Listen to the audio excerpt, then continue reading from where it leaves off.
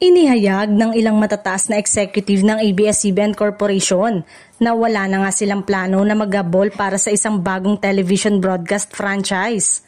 Sa naging mensahe nila sa mga empleyado, inihayag ni Kapamilya President at Chief Executive Officer Carlo Katigbak at Chief Operating Officer Cory Vidanes na wala pa rin silang balak na mag-apply para sa isang bagong prangkisa sa taong 2026.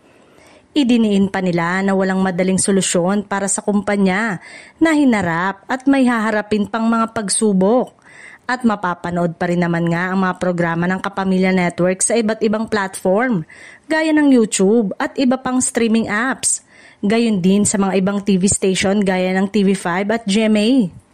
Marami mang politiko ang naghain ng resolusyon upang bigyan ng ABS-CBN ng isang bagong prangkisa mula noong ipagkait ito noong July 2020.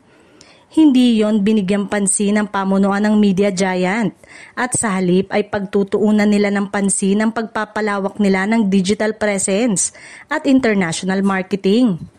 Sa isa umanong internal memo, malinaw na sinabi ni ABS-CBN Carlo Katigbak at COO Cory Vidanes.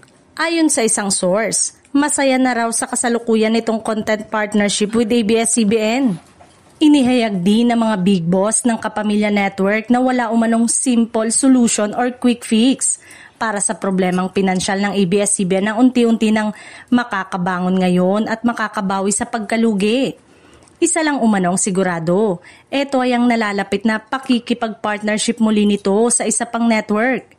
Nilinaw nila na sila ay umaasa na gumanda ang kalagayan ng kumpanya dahil sa kanilang strength sa storytelling, mga natatanggap na suporta mula sa mga advertisers at ang magagandang partnership sa mga platform provider.